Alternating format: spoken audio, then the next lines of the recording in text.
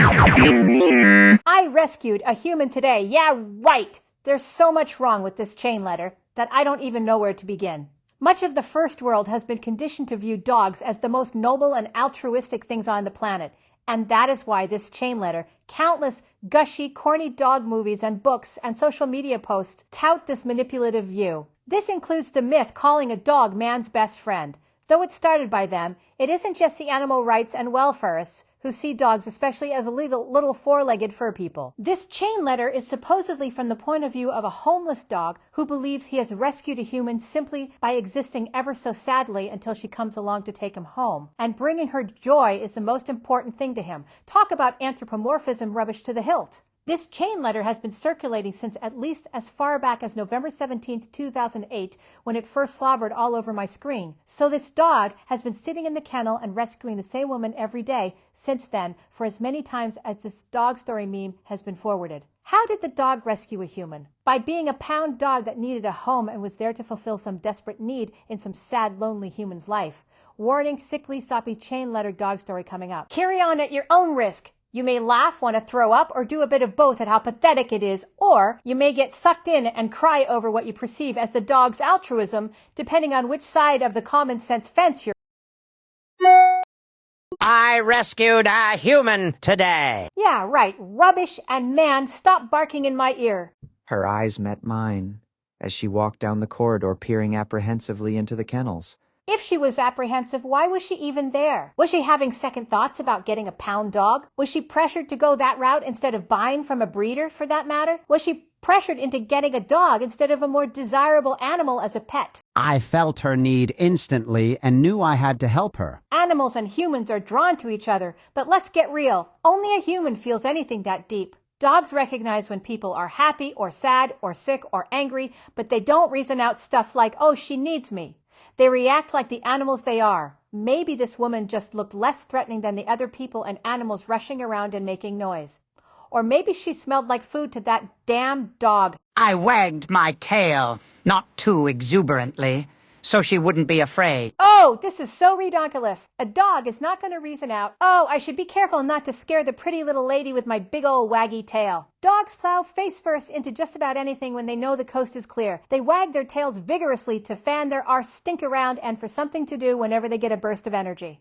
As she stopped at my kennel, I blocked her view from a little accident I had in the back of my cage. Since when does a dog care about whether or not anybody sees its caca or pee-pee? Come on! Dogs eat it, not hide it. They simply don't have a sense of what's gross and what's embarrassing, and are not going to hide their accidents as a strategy to get humans to take them home from the pound. Cats hide theirs because it's a survival instinct. They cover it up to avoid attracting predators. It has nothing to do with modesty or any human emotion. I didn't want her to know that I hadn't been walked today. But you sure want me to know it and get all sad. Look, if you were really a dog, you wouldn't have known you hadn't been walked today. Dogs just don't measure out life in time units, such as days, hours, etc. They don't go around trying to conceal whatever miserable life you make up for them just to spare a human in your little chain story. A little heartbreak while slamming the readers with an attempted tear-jerking. Sometimes the shelter keepers get too busy and I didn't want her to think poorly of them. Yeah, right. I already covered that dogs don't reason out that sort of stuff. What you're really saying here is that animal welfare outfits, such as the Pounds, can do no wrong. They always have excuses for neglecting the animals in their care, and those excuses must always be accepted, while it's perfectly fine to give the average pet owner holy heck for one accident on the floor or not walking their dog every freaking day. Oh, please. As she read my kennel card, I hoped that she wouldn't feel sad about my past. What tosh! A dog wouldn't even know somebody was reading his kennel card and certainly wouldn't be hoping the reader wouldn't be sad about his past. I only have the future to look forward to and want to make a difference in someone's life. So, this dog knew this human needed help and didn't want to show her he had a bad, sad past, but was only concerned for her future. This is a dog we're talking about, right? Look, not even a small human child would be thinking this deeply when awaiting adoption. Do not make as if this screwy, fictitious dog is better at humaning than a human is. She got down on her knees and made little kissy sounds at me. Oh, now we get treated to every little lip smack, every little kissy-wissy coochie-coo. I'm about to vomit, and I do my best not to barf in front of your manipulative little fictional dog because he wouldn't feel sorry for me being sick. He would see it as me giving him a treat. Yeah, dogs are that gross. I shoved my shoulder inside of my head up against the bars to comfort her. Spush! Even the little piglet did that when I visited a farm one summer, and I was in a very happy mood. I did not need comforting. The piglet just liked the attention. So why don't you cut the anthropomorphic sap a bit and admit the dog just wanted the attention he wasn't getting at the lousy pound? Gentle fingertips caressed my neck. Yuck! I would rather touch any other kind of animal than your freakish pooch. She was desperate for companionship. A dog would not have reasoned that out. And if that woman was so desperate for companionship, I can think of a lot of ways she could do better. I mean, seriously, of all animals, she just gloms onto a dog? Why a freaking dog? I'd sooner toss a hunk of meat at it and run like heck out of the vicinity. A tear fell down her cheek. Right? Absolutely. Gotta write about every freaking teardrop. Wouldn't be a big chain letter glurge heart yank without it. So what now? The dog going to stick out his tongue and lick it away? That would be entirely typical. You know, not because of some great sense of compassion, but because dogs live for food. They will go for anything that drops off anything or anyone. Tears, finger and toenails, blood, other biological stuff, and of course, actual food. Most of us are probably familiar with that image of a baby in a high chair and a dog sitting just beneath or close by the chair. Why people think this is so damn cute is beyond me. That dog is just waiting for the baby to drop something so the dog can scarf it down. Yes, a dog would take food from a baby without any hesitation. So would any other animal in that close a proximity, depending on what that food is. The point is that a dog is no nobler than any other animal, especially when it comes to food. If there was anything this dog sensed about this woman that mattered to the dog at all, it was that the woman was close to providing the dog with a little biological treat. And I raised my paw to assure her that all would be well. Aw, now, isn't that just so precious? He raises his paw in some sort of human communication just to let her know everything's going to be fine. Oh, please. The raised paw is just a begging or demand for more delicious tears or ever. Soon my kennel door opened, and her smile was so bright that I instantly jumped into her arms. Since when does a dog recognize human expressions? And her supersonic smile was so bright that it was literally this big magnetic force field that suddenly, whoosh, made him jump into her arms? This is so re-dang-diculous. The dog figured out this woman might be a good food dispenser and jumped into her arms because that's what an intrusive in-your-space creature does. I would promise to keep her safe. Stop right there. Animals do not promise anything. They behave or they don't behave. Promises are a human concept. Got that? Promise to develop. All you do if you really were a dog was be an opportunist. Nice lady means food and coddling to you, nothing more. But you're not a dog. You're an animal welfarist and a chain letter originator who has tugged at way too many heartstrings with this dreadful dreck. I would promise to always be by her side. We've covered this already. Dogs don't freaking make promises. If you were that dog, you would merely want to always be by her side, even during times she would rather you weren't, when she would want a little more personal space. I know this from experience being around dogs. There were times they drove me crazy. Dogs are the most intrusive animals I have ever known. I would promise.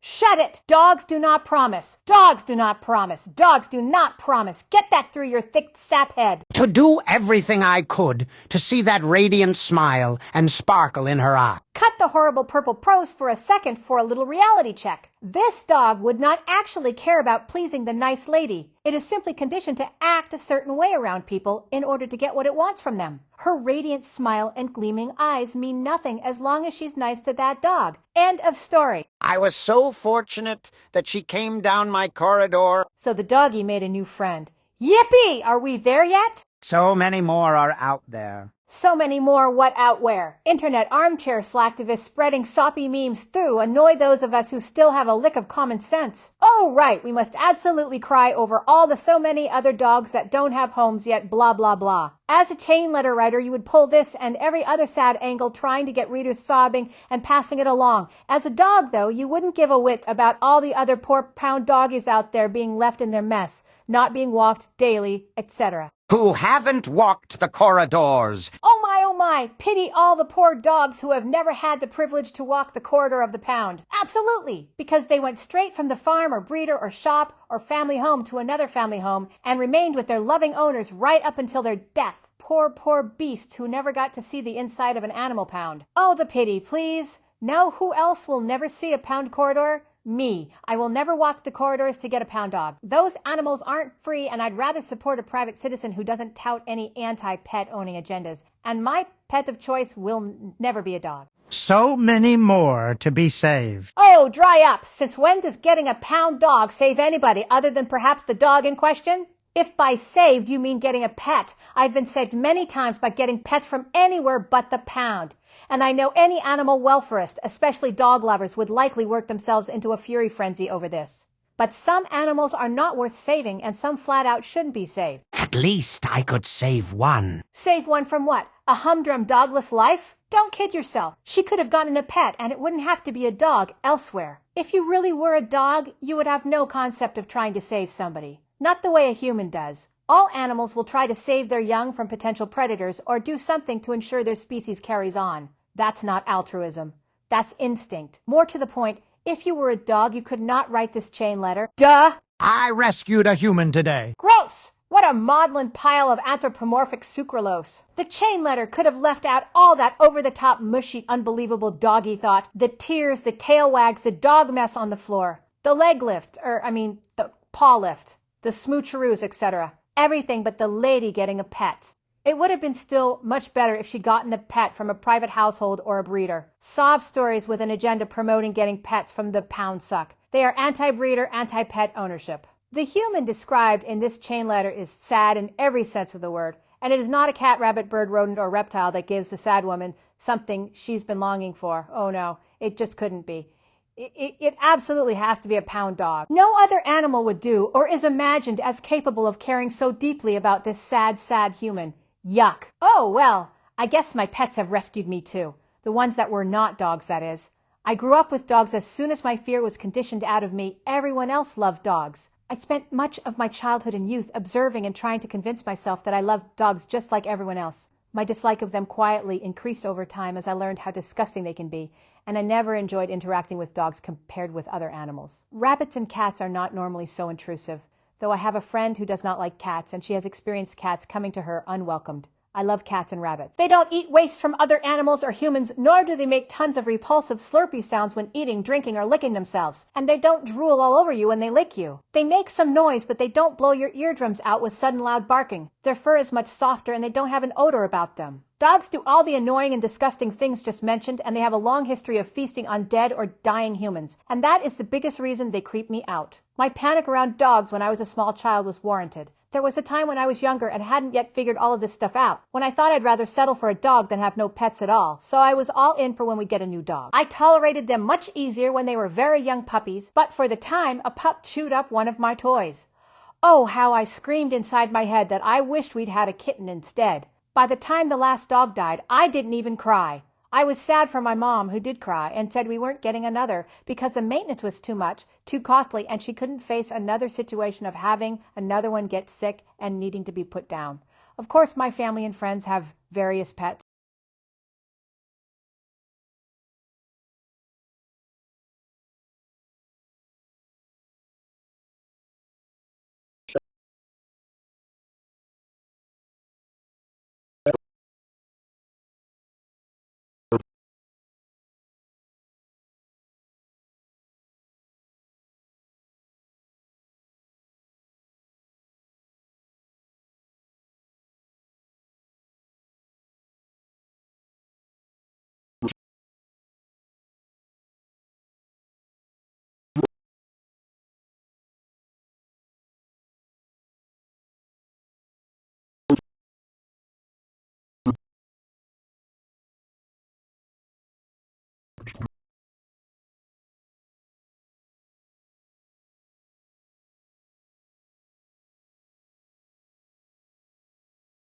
You